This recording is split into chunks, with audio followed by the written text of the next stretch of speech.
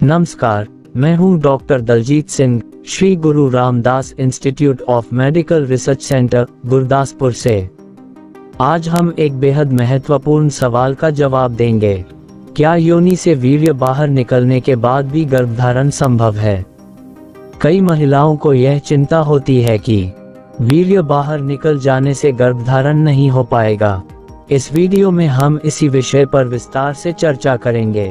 गर्भधारण तब संभव होता है जब पुरुष के शुक्राणु और महिला के अंडाणु का फर्टिलाइजेशन होता है। ये प्रक्रिया कुछ मुख्य चरणों में होती है। संभोग के दौरान वीर्य का योनि में प्रवेश करना। पुरुष के एजैक्यूलेशन मतलब सेक्स के समय लाखों शुक्राणु वीर्य के माध्यम से योनि में प्रवेश करते हैं। शुक्राणु का यूटेरस और फैलोपियन ट्यूब की ओर बढ़ना। शुक्राणु तेजी से तैरते हुए अंडाणु तक पहुंचने का प्रयास करते हैं। शुक्राणु और अंडाणु का फर्टिलाइजेशन। यदि महिला का अंडाणु उपलब्ध है तो एक शुक्राणु उससे मिलकर निषेचन करता है। निषेचित अंडाणु मतलब एम्ब्रियो का गर्भाशय में इम्प्लांटेशन।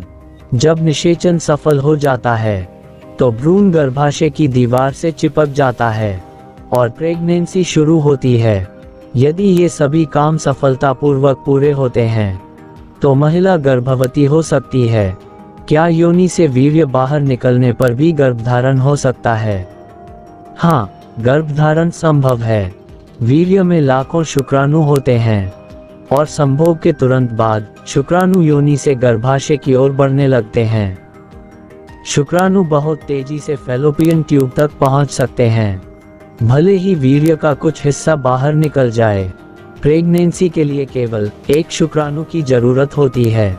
इसलिए वीर्य का थोड़ा सा हिस्सा अंदर रह जाना भी गर्भधारण के लिए पर्याप्त हो सकता है। इसलिए ये सोचना गलत है कि वीर्य के बाहर निकल जाने से प्रेगनेंसी नहीं होगी। वीर्य बाहर क्यों निकलता है? संभोग के बाद वीर्य का कुछ हिस्सा योनि से बाहर निकलना एक सामान्य प्रक्रिया है। ये पूरी तरह से स्वाभाविक है और इसका मतलब यह नहीं है कि गर्भधारण नहीं होगा।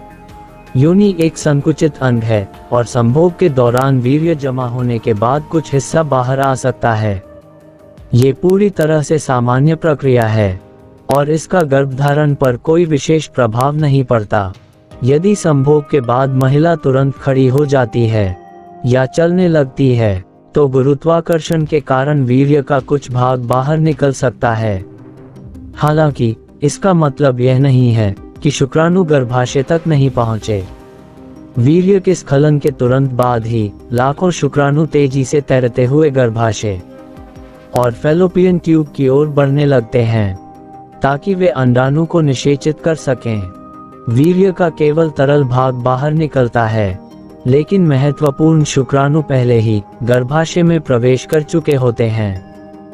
इसलिए वीर्य का बाहर आना गर्भधारण की संभावना को पूरी तरह खत्म नहीं करता और यह कोई समस्या नहीं है।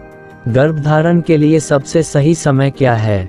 गर्भधारण की संभावना महिला के मासिक धर्म चक्र मतलब मेंस्ट्रुअल साइकिल पर निर्भर करती है और विशेष रूप से ओव्यूलेशन के दौरान सबसे अधिक होती है।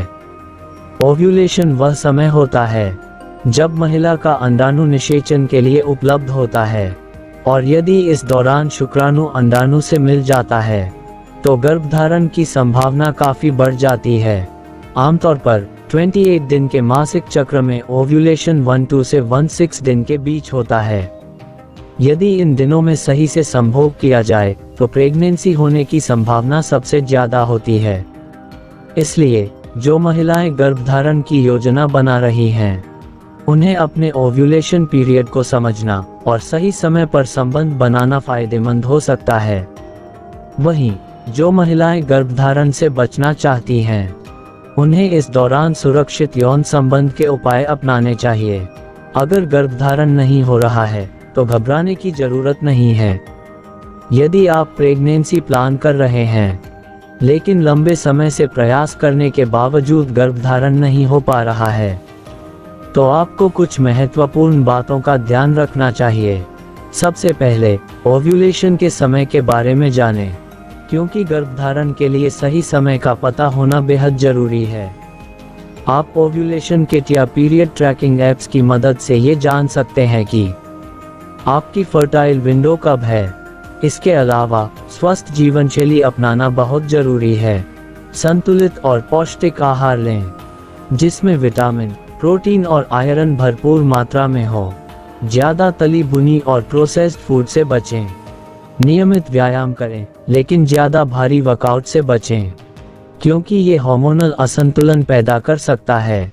अगर 6 से 12 महीने तक लगातार प्रयास करने के बावजूद भी गर्भधारण नहीं हो रहा है, तो फर्टिलिटी स्पेशलिस्ट से संपर्क करें।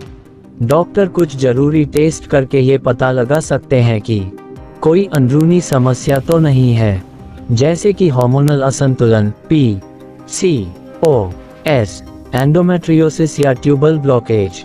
पुरुषों के शुक्राणु भी चेक करवाए जा सकते हैं। अगर आपको ये जानकारी फायदेमंद लगी हो तो वीडियो को लाइक करें, शेयर करें और चैनल को सब्सक्राइब करें। धन्यवाद।